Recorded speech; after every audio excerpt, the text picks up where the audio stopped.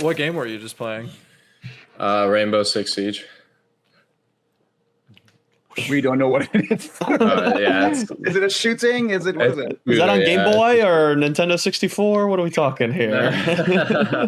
No, it was on my laptop. So, Luke, what's the last video game you played? My kids play Fortnite and all kinds of stuff, and this. Show and tell. One of the best gaming platforms you can have. Oh yeah, Oculus. Oh, yeah. Don't hurt yourself. Yeah, it's so good. Yeah. Oh yeah, I forgot you had one of those. You should be using that for some kind of like yoga class or something. Yeah, fall prevention. Yeah. Luke just crashed on a trail, single person crash. Yeah. I don't go running on trails that are very rocky, Hubi. Not if you're Do you like to run? I hate running. I hate running. My legs don't work that way. I'll only run if I'm playing soccer or something. So if I'm chasing the ball, then I'll run. But other than that, you won't see me running. Yeah, but soccer's harder because we can't go side to side, especially backstrokers and freestylers. We're very good this way, right? Yeah. But we can't stop. Exactly. I feel like that's just tall people in general. Like I have no center of gravity, or my center of gravity is like above my head somewhere. So it's really hard. Yeah. It's we've had this debate a bit lately about how to be coordinated when you're really tall, because we've had discussions with where we were talking to Mona McSherry about could Daniel Whiffen do breaststroke, and he looks like a wet noodle even though he swims fast as hell for 1500. But then you've got some other people that are able to put it together athletically really tall and do backflips into the pool like you do. So, did you do front flip? Yeah, you do front flip. I do. Yeah, I've a little. Yeah, I might try the backflip this year. We've been the front flip's getting kind of old. So, is it just a tradition you did as a kid? Is it to stop your goggles coming off, or is it just to relax? Originally it was because how you have the flaps on the bottom of your suit, like those that you can like flip up. Yeah. Those kept like coming up. So I would jump into the pool because like you never really jump in legs first other than backstroke. And so it would keep coming up and I'd have to like do something with it before the start. So I was like, well, I'd rather be focused before a race and not have to deal with something like that. So I just like started doing a flip, and then it just became into something I do. Oh. Yeah, Luke thought it was like concussion prevention when you hold your head and you go in head first there, extra safe here. Yeah, definitely that. Were you afraid of jumping into that pool in Paris? I mean, it was 7 foot? Honestly, it was very strange the first time I jumped in. Like I knew it was going to be 2 meters deep, but just going to an Olympics and expecting everything to be like, what it usually is basically. And then you jump in and the cameras are like right on top of you already. Like I did a dive and I was like, I almost whacked my head into the camera. So it was very strange, but we got used to it at the end. Did the camera behind the bar annoy you? Not really. I mean, I know it's there, but I try not to focus on it. That sort of, the first time I saw cameras like that, it kind of put me off. Like the very, very first time, I think it was like the Olympics 3 years ago. So that put me off that one time. Thankfully, I didn't do backstroke there. So it was like, it didn't really matter, but I sort of grew into it and started to, accept it more that people actually are watching this competition. Yeah. It's not the most pleasing shot. I mean, I think breaststrokers when they breathe like this and backstrokers when they're getting up is not the best angle. They need to scrap that. Don't you think? Yeah, maybe.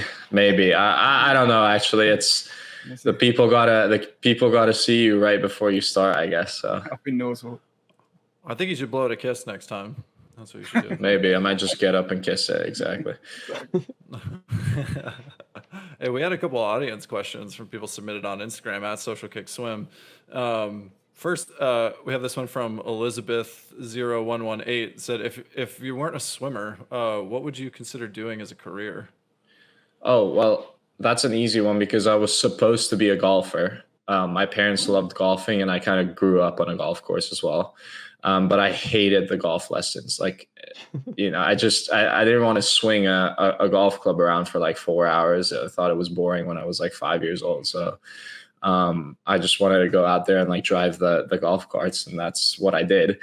So that never really amounted to anything. I still like it and I still play, but swimming was always kind of the main thing for me. And I always loved playing football or soccer, as you call it here.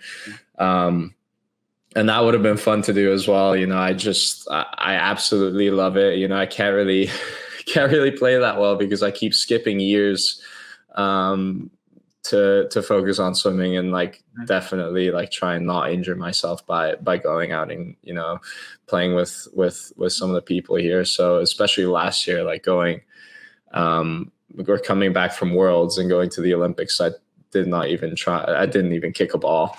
And then I went back home, and that's the only thing I wanted to do. I just wanted to go and play some with my friends. And I did. And it was like one of the hardest things I've ever done, like running around for 2 hours. It killed me. Well, let's have you settle it, because a lot of people think swimming is boring, but you said golf is boring. So I'm sure you're not biased at all, but what's more boring, golf or swimming? Well, definitely swimming at the level that I do. It's I guess when you're in a competition, it's probably golf is more boring in a competition. Like it's still like, when you go out and play 18 holes, that's still a long time. And when you get up, do a 200 backstroke,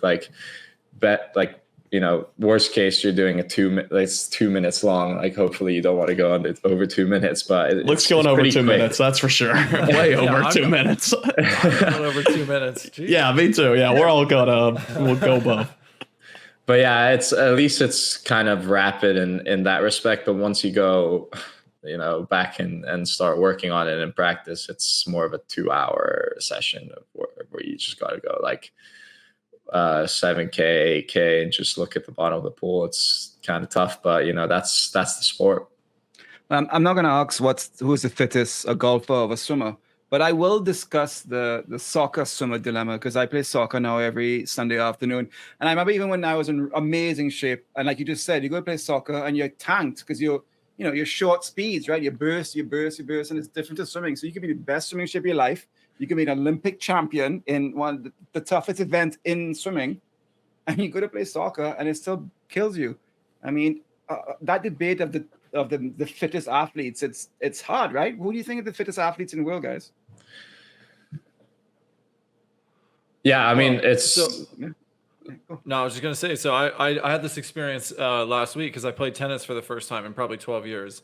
And I mean, it was super fun. It was like, ball machine, put balls around the court and like hitting backhands, forehands, like, coming in, being aggressive. And like, I mean, it was just fun to run around. And I was commenting to my friend that I was hitting balls with. I was like, hey, I don't think that I've ever done like side to side running in the last 12 years, or maybe more than that. Like, I should be doing more of that, because I just run in a straight line. And I was so tired. And afterwards, my forearm was totally jacked.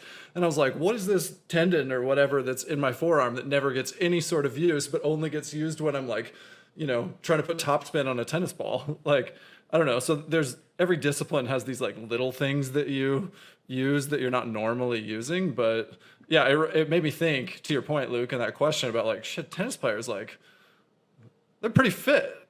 They gotta be really fit. Those guys, I'm sure they're shredded, and like, they play these 4-hour-long matches too. So, everything's got its own kind of fitness. Well, maybe not everything. Baseball doesn't.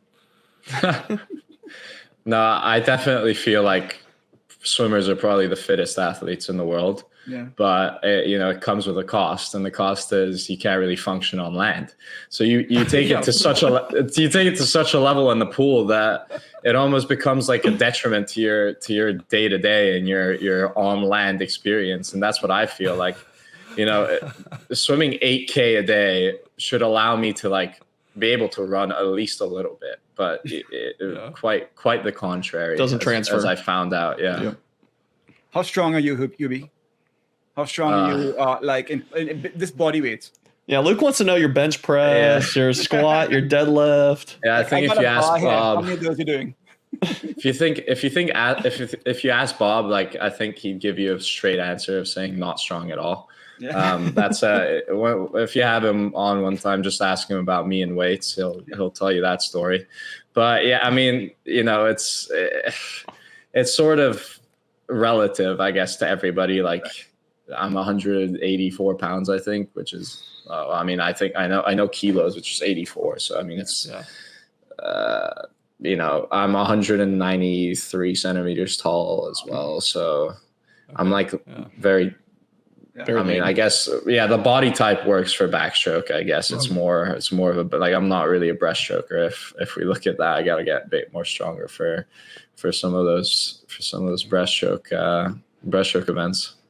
Okay, but let's NFL Combine. How many bench press at 225 or 100 kilos? I'll take 2 reps probably. I'll take 2 reps. All right. Not bad. That's not bad. Yeah. Yeah, one to warm up and then one, to survive. You're gonna warm up with 1 rep at 100 kilos. Oh yeah. But is there that one exercise that you just kick ass in? I mean, you have one of the most powerful catches and efficient grasp of the water and the finish and abs. Is there something that nobody can outplank me or something? Is there one thing that you just destroy them in? Honestly, probably not. Like, I'm not the best at weights, I gotta admit. So it's just strange how these things come together. And Bob's trying to get me to do more weights this year, and I'm probably gonna I have been stepping it up as well, and I want to see how far I can take that and what kind of effect it'll have on my swimming this year. Go ahead. It is kind of interesting to talk about the technique, because we had an audience question from Parker Amentic, who was asking about, like, do you base your technique off Risuke Arie? And, I think you're a lot taller than he is. I'm not sure how tall he is, but, like, similarly, you, from like an efficiency standpoint, I can understand the comparison, because you both just swim like very similar backstroke. And I think the thing that stands out to me with talking about strength is functional strength, and being able to apply that in the water is different than just like getting big for, spring break. When I was 12 years old, I was like, oh, that's what feel the water felt like. And it was backstroke. Backstroke was the first stroke I felt water. And I was like, that's what it meant. And I became a decent backstroke as a kid. What do you do to, like, model your such amazing underwater backstroke technique? It's unbelievable. Yeah. So for me, I never really modeled it on anyone. I remember, like, I would go to big competitions as a kid just to watch. I used to love going to these like world championships and Euros and stuff like that. Yeah. And I remember watching Ryan Lochte do a 2-back, and it was just like, he was so smooth with it. He really looked good. But I mean, I never really thought of other people when I swam. I just listened to my coach, and my coach was pretty good at technique and teaching technique. So that was one of the key elements, I guess, what I got growing up as a kid. But coming to Bob, I used to swim these like ridiculous sets back home, like 8 400s backstroke, and that would be my Monday morning. So like, and 400s was like a short event for me. So I'd go 800s and 1500s backstroke sometimes. And that's, looking back now, that's definitely why I swim so long, because I just got used to doing that. And that coming together with Bob's speed and power work really, like, got me to a level that was allowed me to then win worlds and the Olympics. I think it was a really, really good combination. But Bob gets really angry at me sometimes for swimming at what he calls English Channel pace, English Channel backstroke, and he always says it looks like you're swimming an 800. Well, yeah, Bob, that's what I'm used to. So he's trying to get me to get my tempo down or up, I guess. And whenever we swim a fast backstroke set, he wants me to like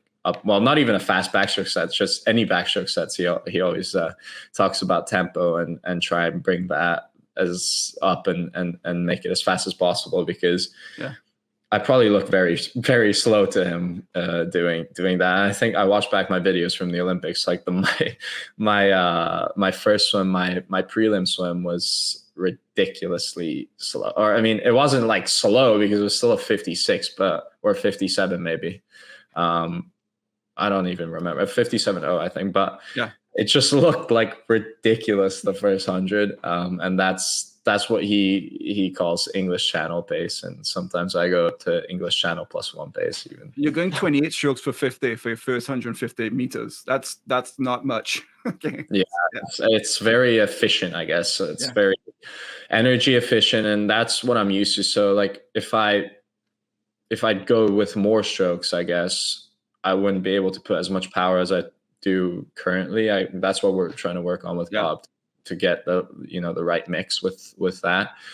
But I used to swim with even less strokes back in the day, and like 24 strokes going out the first 50 is not, it's not amazing, or it's kind of funny to think about it, because you're not. It seems like you're not doing anything, but that's over the top, really. I think so. It's the best number is around like 27, 28, like in the beginning, and probably like 30 on the second 100. So we're working on that.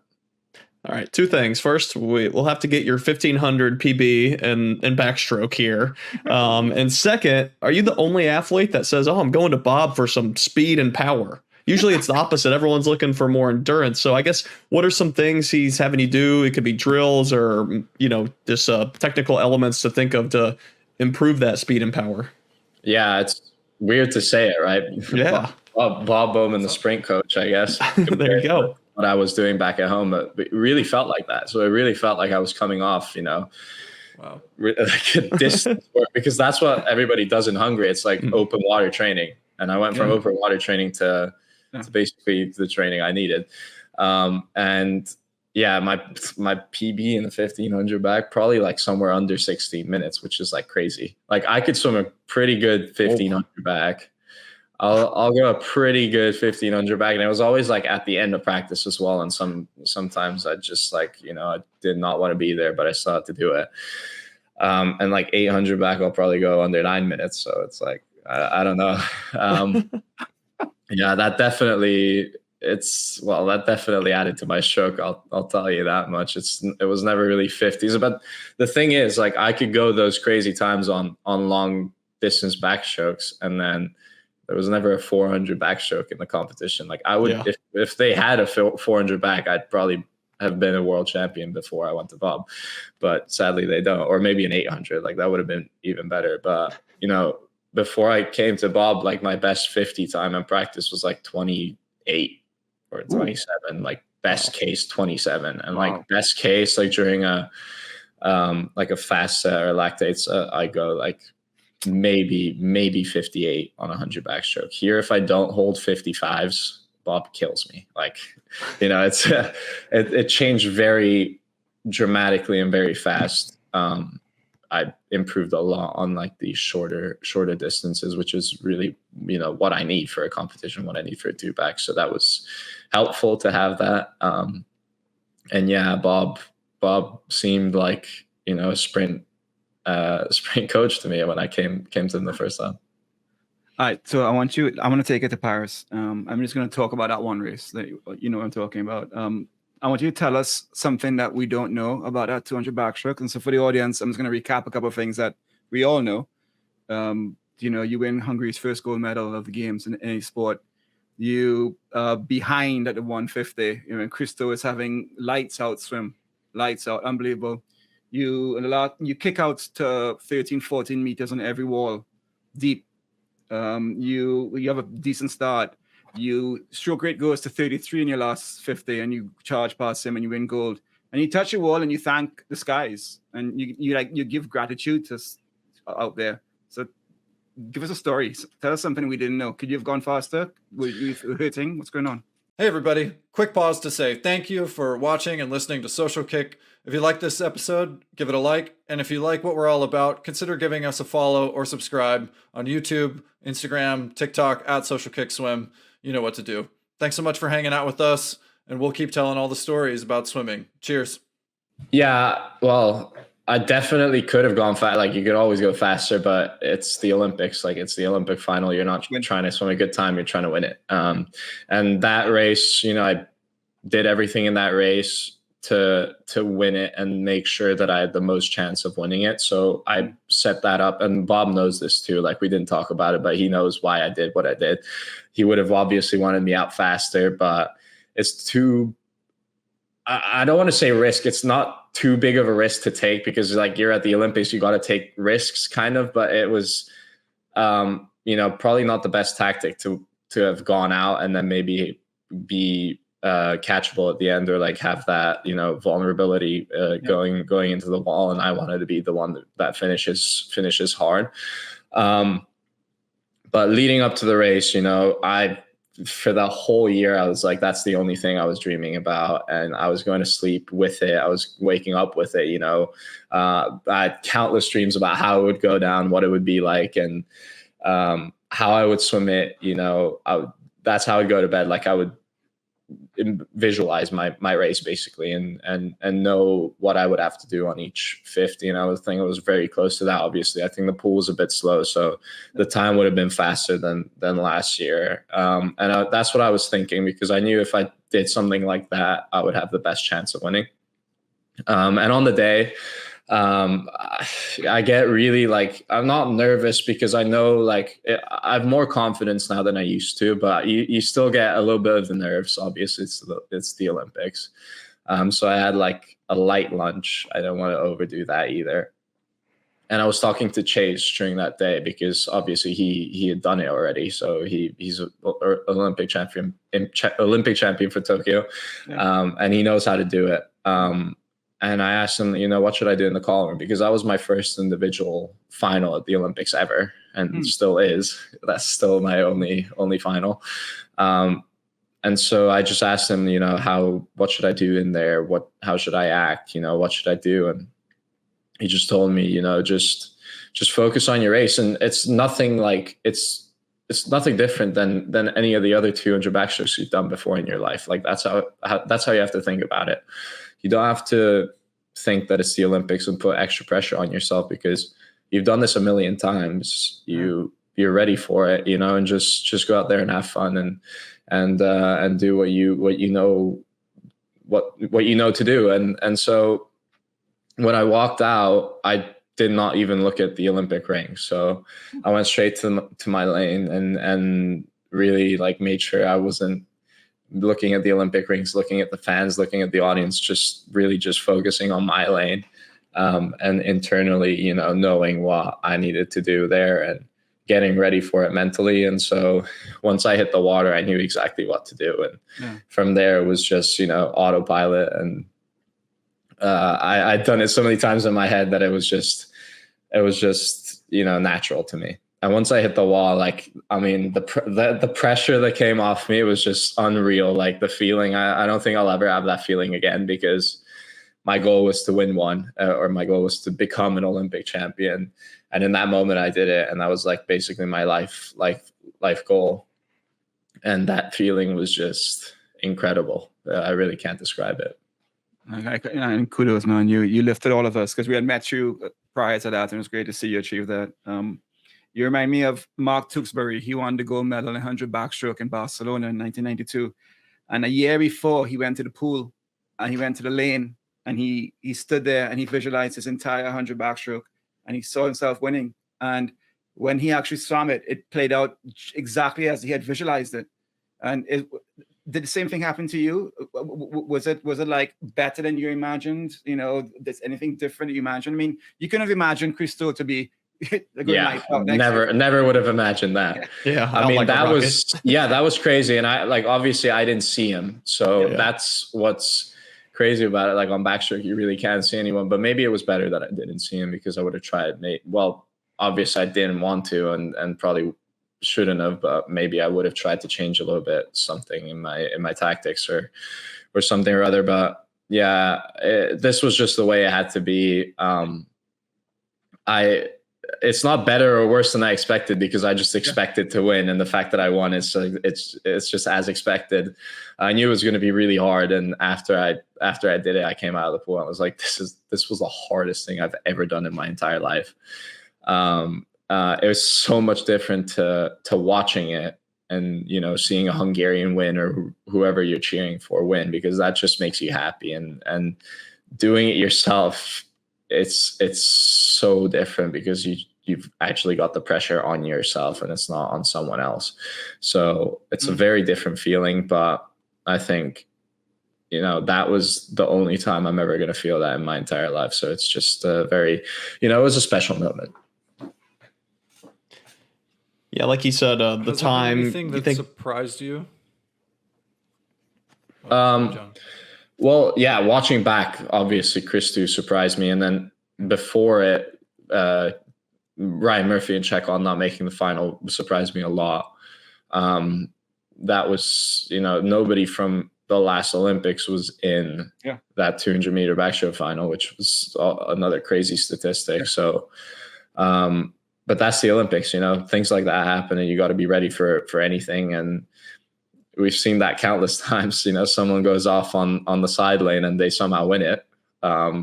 Thankfully, I was able to get him at the end, and that was like, you know, fair play to him. That was an incredible race. He talked about how he came fourth in the 100 back, and that was his event, right? So, you know, he always wanted an Olympic medal. And he came fourth in the 100 back. He was not even going to swim the 200 back. And then he woke up on the day and was like, you know, why not? Let's do it. And then Olympics over. It's incredible. That's the Olympics. Do you remember any conversations you had with, you know, you had a teammate who had just, you know, got beaten by Leon the night before in a two fly. Leon's your teammate, you know, and he had the pressure of the home Olympics. Ilya was your teammate, doing amazing. Reagan. I mean, you had so many people there. Do you remember any conversations you had in the cafeteria afterwards, before that, you know, you always stand out as a moment that you remember from those games? I mean, well, the standout moments were obviously all of Leon's swims. Like, I can say I was surprised, but I wasn't. Like, I knew he was going to do it, and like we've been talking about that the whole year. I knew he was going to win 4. It was so incredible to see that, because I train with this guy every single day. So if he was able to, you know, do well, then I should be able to do well also. And yeah, like I was talking to him the whole time, and one of the days, I think it was like on the day of the 2 back, or the day before the 2 back, he had just won the 2 fly, right? Two breast. I was like, dude, that's incredible. Like, that was unbelievable. And then he goes, well, now it's your turn. Tomorrow's your day. And yeah, I guess it was my day, because I won the 3rd 200 out of our duo, and then he went and won the 4th one at 4 out of 5. So we got 4 out of the 5 200s at the Olympics, which is an unbelievable stat. I'm happy to have helped with one. Before you got on, we were just talking about what countries would be great at 800 medley relay. Is this something you'd want to see, an 800 medley relay, and how would Hungary stack up? Obviously, you and Milak would be a pretty important duo there. I feel like Hungary would love the thought of that, but we just don't have a breaststroker. So, like, we're already out of the competition there. We would have an incredible, like, fly back in freestyle, because we got Milak and I, and then Nandor's obviously been like very, very good in 200 freestyle as well. But yeah, that's like, historically, I feel like Hungary would have won like a lot of those if they would have had them, but it's probably a hard watch. So I don't know. Yeah, let's get Geert to just switch from business suits to a swimsuit again and get out there. He'd probably be the fastest. He'd probably be the fastest for us. So bring him back. Yeah, come on. All these water polo players, none of them can do breaststroke kick for you guys and do a 200. Yeah, I don't know about that. Maybe they could. Maybe if you drop the ball in front of them, they'd swim for it. Exactly. Just put it on a string. Get a water polo player out there. They'll go 210. Good enough. Exactly. So you mentioned the time being a little slower than what you were hoping for, but hey, it's Olympics. You got the gold. That's the number one goal. You were, I think, just a tenth or so off your PB, but there's a time out there that is looking, and many have said is like the hardest world record, and it's the Pearsall 151. What do you think needs to happen for people to get closer to that, yourself or just 200 backstrokers in general? John, he can't tell you. It's at Texas. He walked into the locker room. Aaron leaves a note. This is my formula. Follow it. It's right there in Texas. Don't tell anybody. Yeah, I already met with him. He told me exactly what I needed to do. So there you go. Look forward to seeing it. It's just that time is unbelievable, and that heat was because Erie went like 52.5. So that was probably the fastest that you'll see backstroke swimming.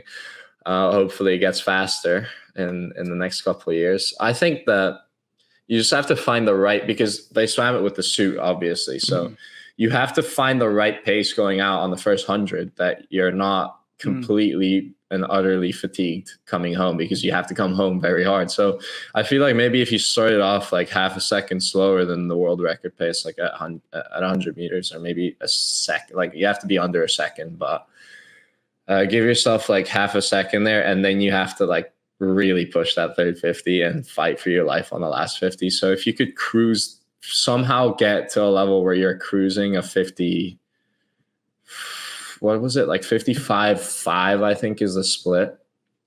Like if you're cruising a 55.5, well, actually it's not really. It's because I think it's like 54.8.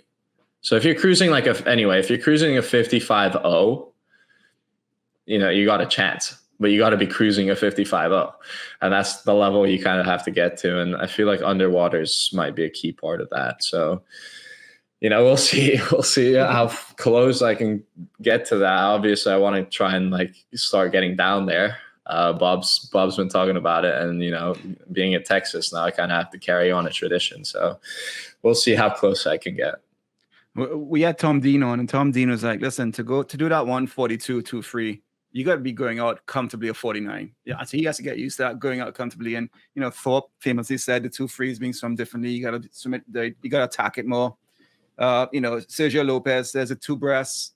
It's those who slow down the least are gonna do well in the two breaths, and that time can be faster. So you're saying the two back though, right? Arguably the toughest, the hardest event in swimming by most of our audience members. You gotta go out faster but comfortable and withstand that pain that's gonna hit you, yeah? Because that's a conundrum in the two back, yeah. Yeah, I mean, if you take it out too fast, you're screwed because your legs just give away. Like, that's why I swim with a suit that's less tight, because I just need my legs on the last 50. So I'm going to try a more tighter suit this year, because that has more buoyancy, obviously. And it'll be interesting to see like how, that affects the swimming.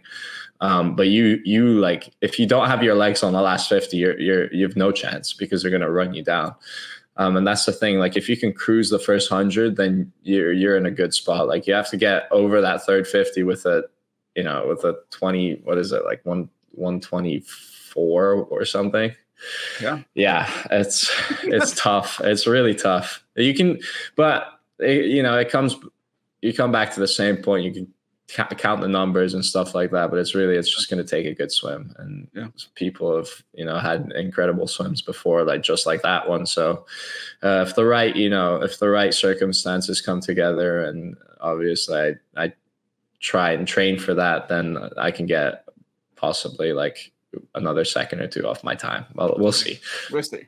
Oh, we got the splits here. So it was 54.9 at the 100, 123.3 at the 150. So luckily you got speed guru Bob Bowman there to get you out at a 54 low with what many strokes? 27, 28 strokes? Yeah. Well, that would be the dream, right? 27 strokes on each 50, and then get out on like a 54.5. Exactly. Then you got it. Like then you've got it. Like you got your mile backstroke in you, so you just dial back to the Hungary days of mile backstrokes, and you're there. Exactly.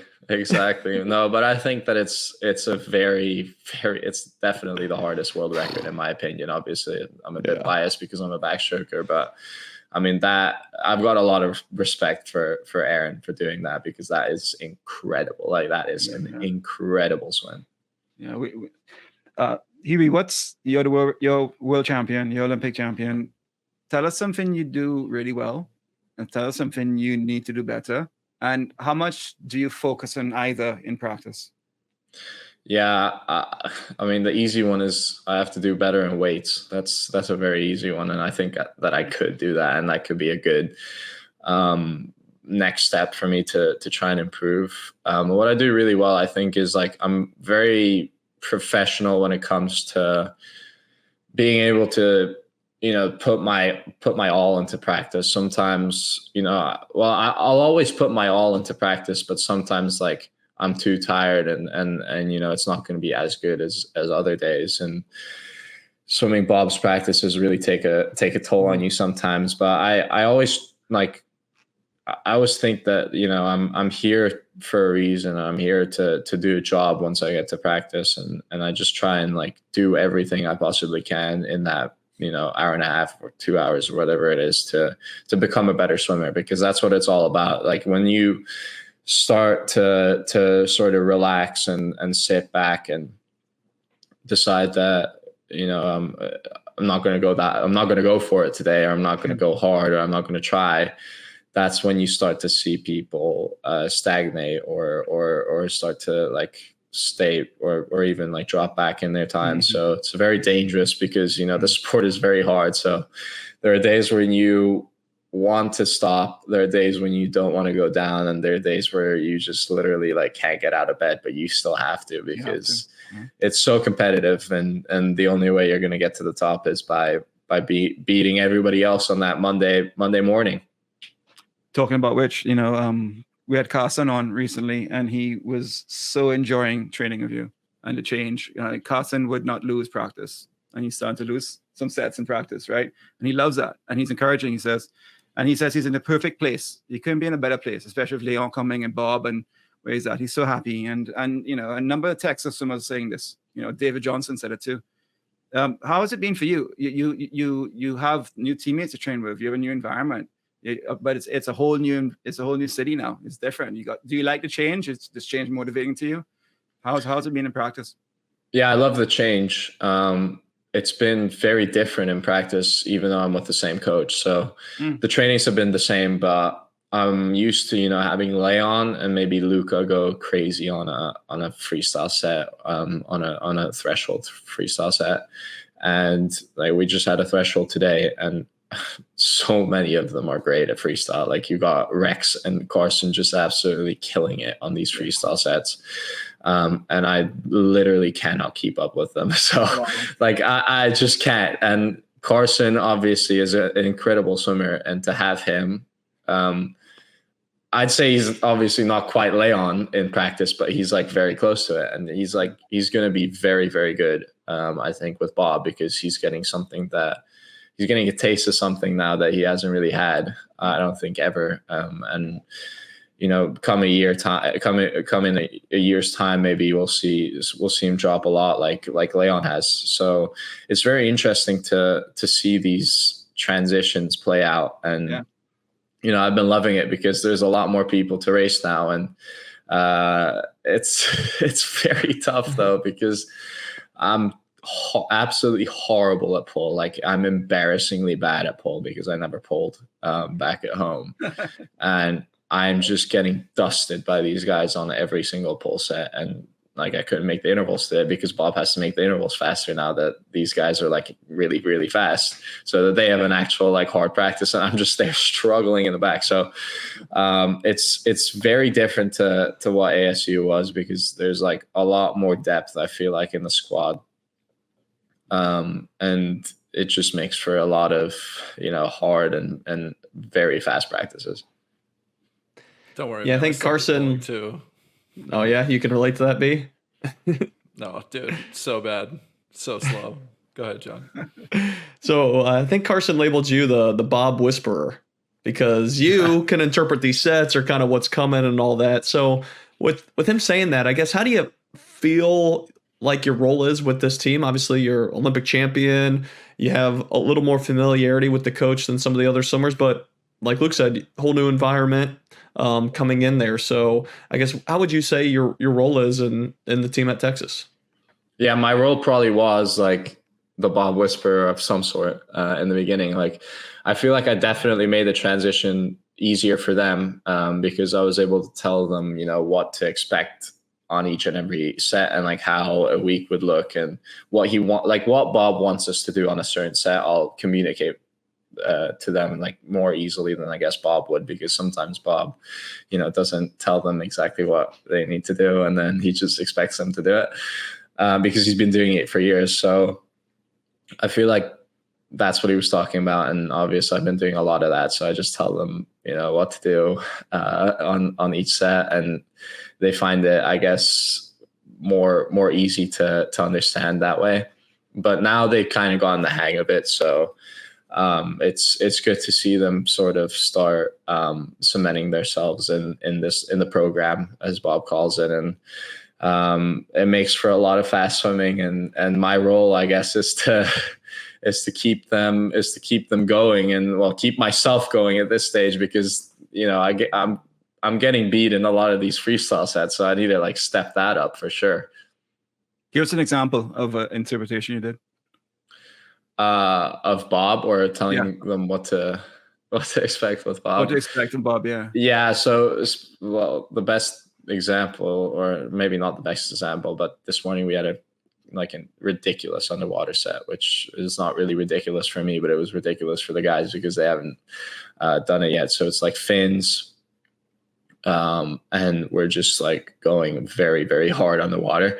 And the very first time we did it was like a small version of it, like a baby version of it, and everybody was like, oh, this isn't even that bad. And I just said, wait until it's on 15 seconds. Like, we're doing it on 30 seconds now. Wait until the rest is like 2 seconds, and you're on the wall for 1 second and you don't know what's going on, and Bob is like screaming at you, and you just have to keep doing it. And that's exactly what happened this morning. People were like, oh, so this is very hard. But yeah, I told them, you know, I was kind of the I guess the I don't even know what to call myself, but I was like the bearer of bad news in the beginning of the season. Like, I just said, just wait, you know, just wait until this gets hard. And then Carson was asking, feel like Carson was asking, once we get to November, won't it be easier? Or like, because of short course worlds or something. I said, you don't want to get to November. Just enjoy the time you have right now. You do not want to get anywhere near November with Bob, because that's when we hit the 8K range. Or, well, we're almost there, and it was 7:05 this afternoon. So yeah, we're getting there. In 2 hours or under 2 hours? Yeah, today was about an hour 40, and we swam 7.5. So Bob can really, you know, make it fast, make the suffering very fast. Between sets, you guys like next top, and that's it. You go. Basically, yeah. Not even next top. This top is what I hear more often. Yeah, this top is his favorite. Yeah. So when I almost like, have you become like completely a pro at equipment changes? Oh yeah. Yeah. But that's the other thing. Like, these guys like don't get their equipment out before the practice starts, and I look around and I said, well, that's not going to be fun for you guys. Bob starts shouting at the pole. Like, you're literally dying on a pole set, and then you've got 20 seconds left until we start the main thing. So, well, not 20. I got to give Bob some credit. He's been giving us like at least a minute rest, but yeah, it's not a lot. November. He really hates it when people don't have equipment out yet in the beginning. It is a skill though, when it's 5 of you in a lane and you have your paddles boy, you know, snorkel there, and you have 5 of them out there, and you have to look, and they all look the same. It's yeah. I remember it being one of the biggest transitions to have to make in college swimming was like, you know, feeling like my equipment transitions weren't fast enough. And I'm like, how do these guys get their paddles and their snorkel on and a buoy in so fast, you know, or fins on and whatever it is, getting to it, locating it, all of that. And just like, you know, the expectation that, okay, I got to go, I got to achieve, I got to meet the expectation and all that. It's like, Yeah, and you're also trying to just catch your breath. You're also just trying to catch your breath at that at the same time. So I've been getting pretty good at it, though, the equipment changes. I know exactly where everything is, and I just put him in a good spots for me to grab it and put it on and go. I don't remember who we asked, but we can't. I think we asked David Johnston or Carson. Like, we can't think of a coach who's won 2 national championships back to back at 2 different schools. Right? We can't think of one, but there must be a swimmer who's won back to back national championships at different schools. I mean, Hubi. I mean, is that's your target, right? That's your sights, right? Back to back, 2 different schools. Well, that would be amazing. We've got a long way to go because we lost our first ever relay on Texas to LSU, so we got to get the boys. We got to get the boys ready for it. But I feel like at least we'll be at least contenders, and I really just want to see what we can do with these guys, and I have a good feeling about it.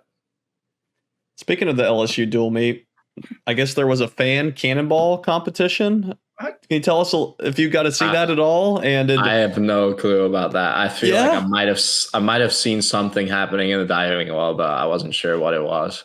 Yeah, you're just like diving, no interest, no clue what happens over there. I mean, I don't want to be mean, but I don't really understand it yet. Maybe I will. But we got good divers here.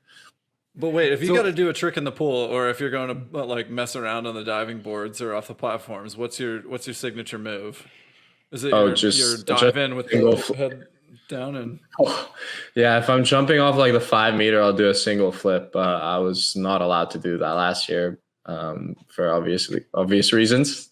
Just the bad, overdo it and you got a broken back or something. Well, not a broken back, but like it hurts a lot.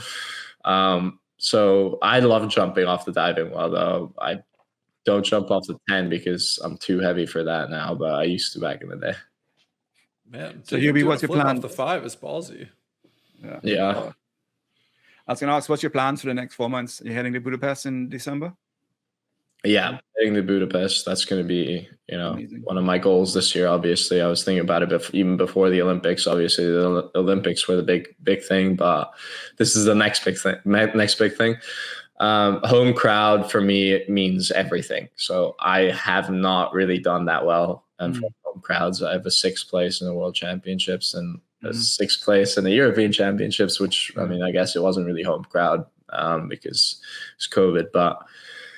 Yeah, I really just want to have a good, at least one good race there in front of the Hungarians and make them proud, because I feel like I haven't done that before. And I just really, that's one of my goals in life if not now, then in 27, but definitely, it would be definitely good to do something now as well.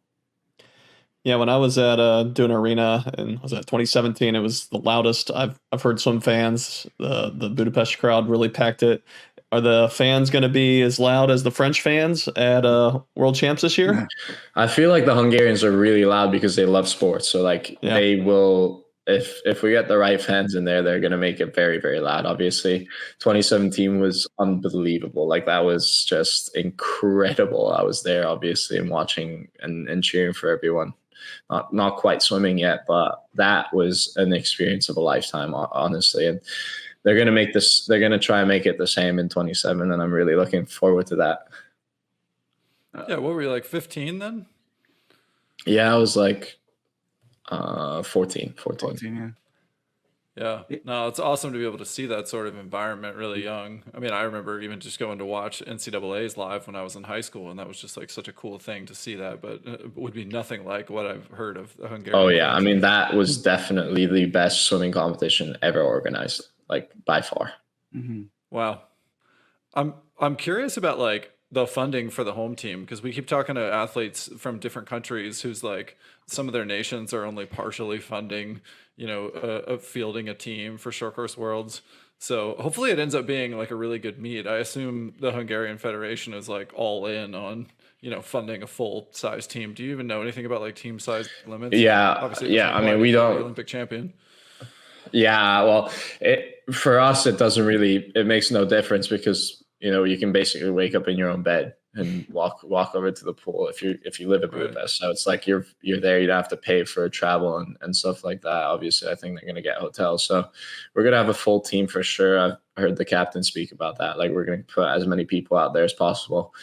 But yeah, other than that, I saw the US as like a decently sized team. Like that's gonna be okay. Like that'll be great to have them there. I don't know about Australia and other nations, but I know that we'll have like as many people there as possible once again, and that'll be great to swim in front of the home crowd. Yeah, we did a story a year or two ago on the power of Hungarian swimming. You know, like mighty but small but mighty. The amount of gold medals and medals per capita of Hungary is probably the best we can think of. And we had Zalan on, and he was talking about why. We asked him why. He talked about the pride, the passion, this Hungarian people.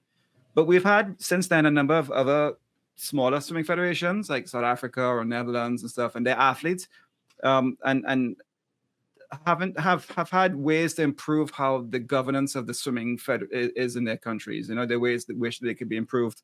Do you think part of Hungary's success in aquatics in general is a strong, good governance of the sports and and support, and it's all about the athletes and stuff?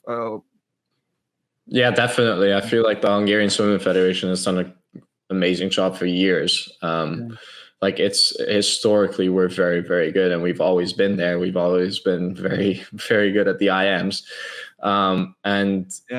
they've just. I feel like especially now the federation has just brought the tradition from like those years, like where we had Thomas Darny, who was four-time Olympic champion. Seichi was his coach, and like they still use methods that he founded basically and have really just run deep in tradition in Hungary. And so I feel like it's very good to have such a, and we obviously we have a big fan base for swimming because it's always been one of our more successful sports, and football isn't amazing back home. So it's great for us because we're not really overshadowed by anything else. And people really always know that the swimming is going to be okay. The swimming is going to be fine. And they expect it almost. And in this day and age that we really have to step it up, especially at an Olympics. So it's always been like that. And, obviously since I've been alive, there's always Laszlo, Che, Milak, and these guys, Katinka, people just have been like, Jurta we've been talking about. So there's been an Olympic champion since like, I can't even remember the last time there wasn't an Olympic champion in swimming. Like it's definitely for like the past 20 years. I'm not exactly sure. So we really somehow know swimming, and even though we're a small country, we've always just somehow found ourselves there at not the top level. Obviously we can't compete with America, but we've always been around and about. So it's nice to have that. I think it's one of my favorite swimming nations, from Egazegi to Katinka, to Norbert Rosa, these people.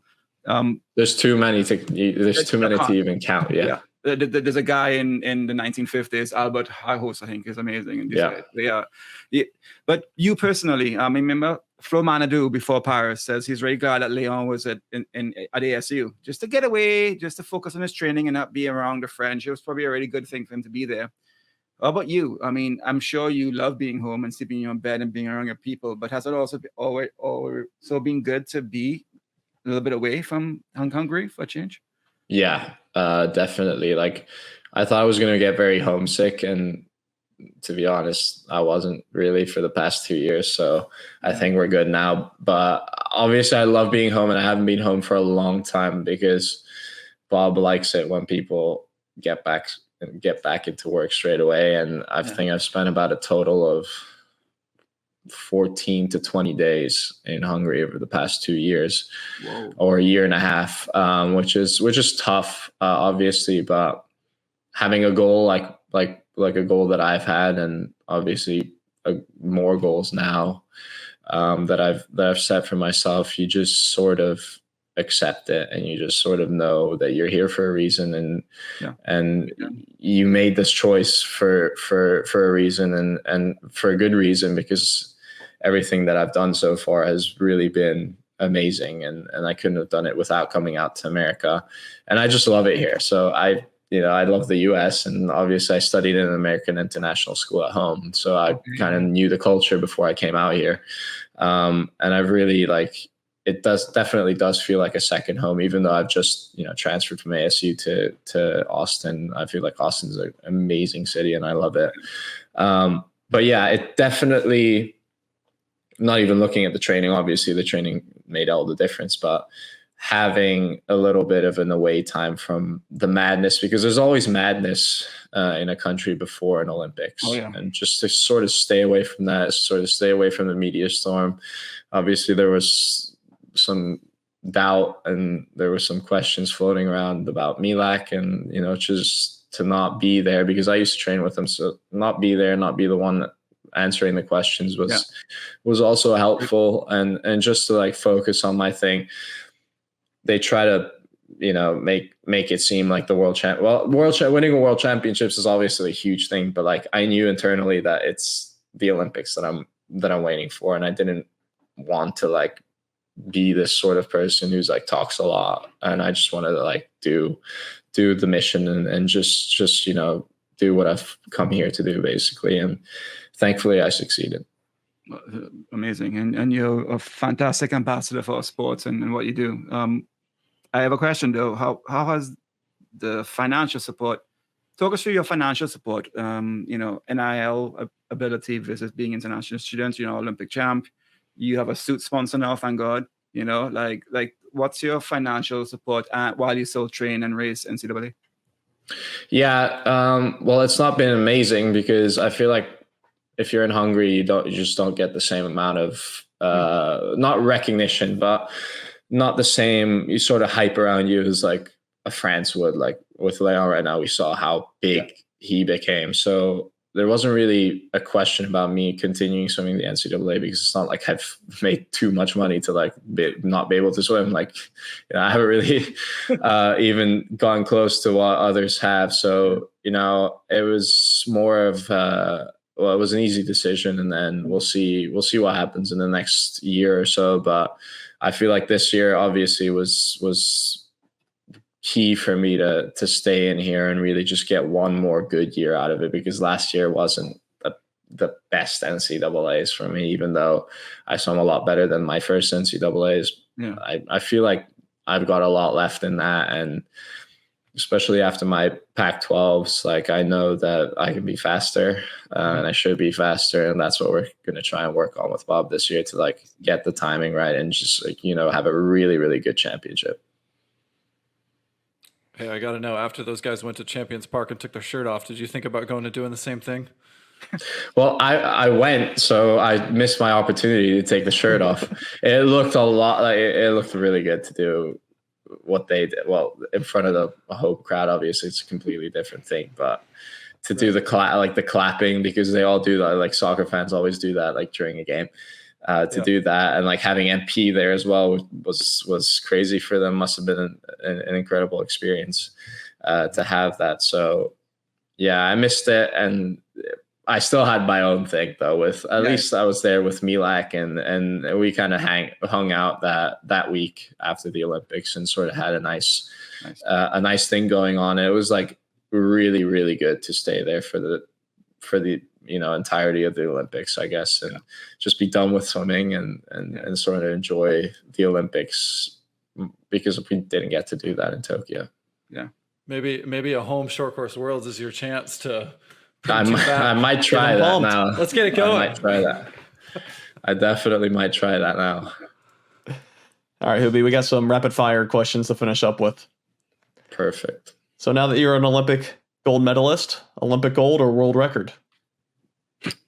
Well, now world record, because obviously Olympic gold forever, but I actually have it now. So yeah, it's easy that's an easy question though. Yeah. What are you reading, watching, or listening to at the moment? I'm watching Prison Break. I'm on the 4th season, so yeah. This is from T.Y.36. What is your hardest training set you've ever done? Can I I actually wrote these down because I think you asked a couple people about that. Can I just like read every single one that I did in Hungary? Yeah. Yes, you can. So 5 1500s freestyle, 2 3000s, one free, one back. And that was like a classic one. A 5,000 free on its own, which is like seemed easy at the time. 3 1600s IM, and you did like change stroke by 400. So you're doing a 400 fly, 400 back, 400 breast, 400 free. 2 times 50 100s freestyle. So you get a little break after 50 100s. Like how fast? What interval? Probably like 115. Yeah. 120. Long. Oh yeah, this is all long course. Yeah, all long course. All long course. 8 800s, one free, one back. 800. That was a good one. Well, there you go. That's my stroke. That's why my stroke is so good. 12 400s IM on 5:30, holding under 5 minutes. That was a classic one. We always did that Tuesday afternoon. So one thing, is Milok doing these fly since that's his main stroke? Okay, I was going to say, I'm doing a backstroke. That's my thing. No, 3,000 fly, Milok. Have fun with that. Yeah, Milok kind of grew up in a different school. So this was my school. There were like a couple different schools in Hungary, and this was like, the classic Hungarian one. He was sort of a more did some people do it fly though? Distance. Oh, well, I'm getting to that. Part. Oh, sorry. Because I did that too. So then we added 24 200s IM on 245, holding under 220. That was every Thursday afternoon, I think, or Friday. No, that was every Friday afternoon, or not every Friday afternoon, but like usually on Friday afternoons, there's some, variety of that training or variation. Then 2200 IMs on, we did that. 3 times 800 freestyle, then 10 400s fly on 5:30 negative split December twos. Yeah, you got a negative split, or come on, what's the point? Yeah, and whole technique? That's crazy. Yeah, no, the problem is like your technique goes out the window after the second one.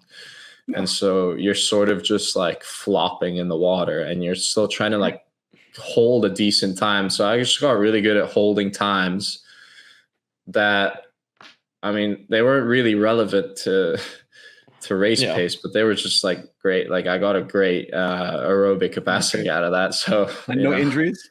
Like no injuries, thankfully no injuries, but that could have definitely injured me. It definitely left a mark on my soul though, that's for sure.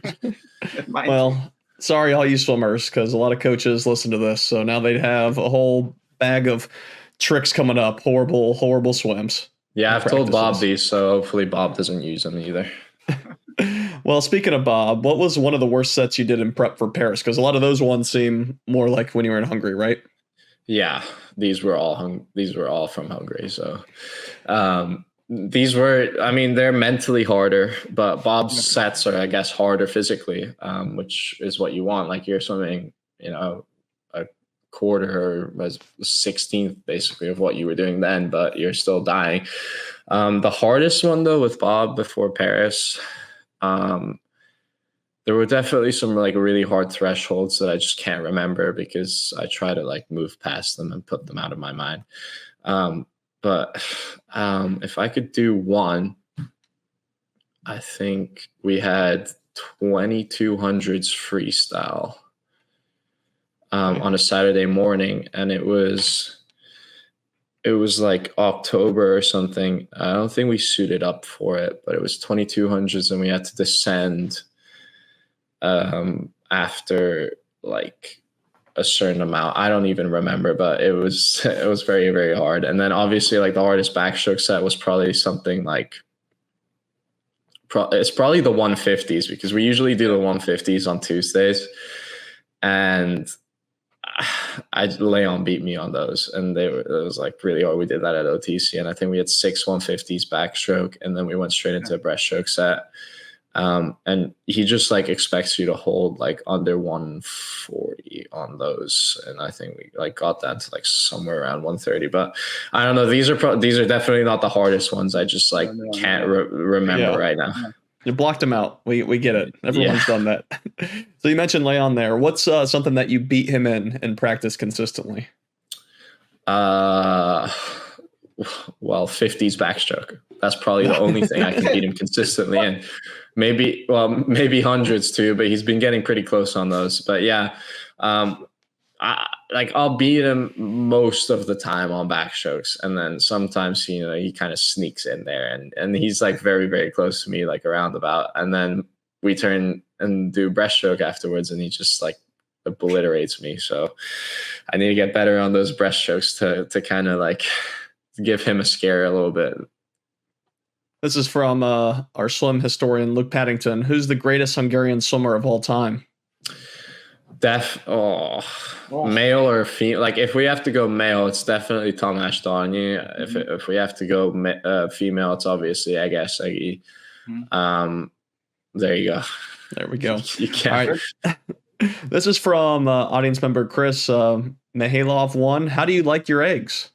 What? Scrambled or poached. Okay. We actually make a crazy eggs Benedict with Leon. So we've been cooking some eggs Benedicts over there, or preparation for bears.